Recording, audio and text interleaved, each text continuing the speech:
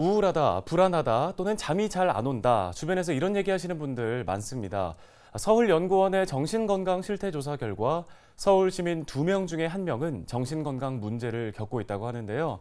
이렇게 많은 시민들이 정신건강 문제를 겪고 있는 이유는 무엇이고 또 어떻게 해결할 수 있을지 도움 말씀 들어보겠습니다. 네, 단국대 심리학과 임명호 교수가 전화 연결돼 있습니다.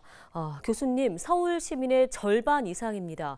외상 후 스트레스, 우울과 불면증 등의 문제를 겪고 있는 것으로 나타났는데요. 이게 2명 중에 1명꼴이면 상당히 높은 수치인 것 같은데 결과 어떻게 보셨습니까?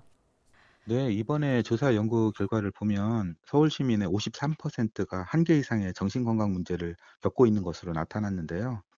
아마 그동안 3년 이상의 코로나 때문에 이런 심리적 문제가 많이 늘어난 것으로 보입니다. 또 외상 후 스트레스 증상이 가장 크게 좀 늘어난 것은 최근에 지속적으로 일어난 참사나 기후재난이 영향을 좀 미친 것으로 보이고요. 우울증이 보통 일반적으로 10% 정도로 보는데 2배 이상 증가를 한 것이니까 지금 서울 시민의 정신 건강이 매우 심각하고 위험한 수준까지 증가한 것으로 보입니다.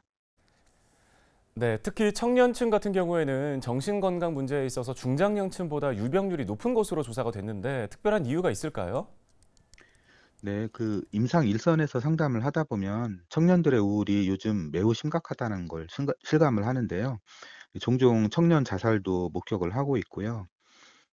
오랫동안 이제 경제적인 어려움이 좀 지쳐 있고 특히 이제 청년들은 진로 문제나 직장 문제, 뭐 결혼 문제나 주거 문제까지 오히려 중장년층보다 여러 가지 더 어려운 상황에 닥쳐 있는 상황이 아닌가 보입니다.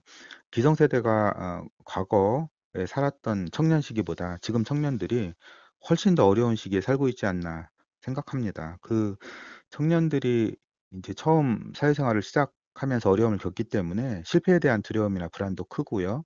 또 실패하는 경우에 그 트라우마나 후유증도 더 큽니다.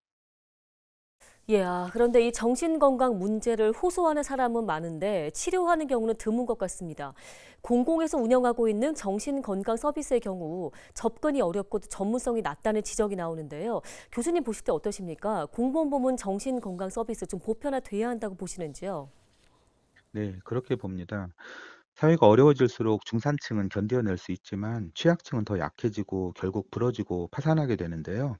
유독 이제 젊은 청년들이나 노인분들이 심리적인 문제가 급증하는 이유가 그 때문이고요. 그동안 이제 공공부문에서 제공하는 정신건강이 부족했던 이유는 정부에서 적극적인 지원을 회피했기 때문입니다. 만약 재정 지원이 적극적으로 이루어지고 지역마다 정신건강 상담이 어느 시간이나 자유롭게 보편적으로 이루어진다면 시민들의 정신 건강이 훨씬 더 많이 좋아질 것입니다.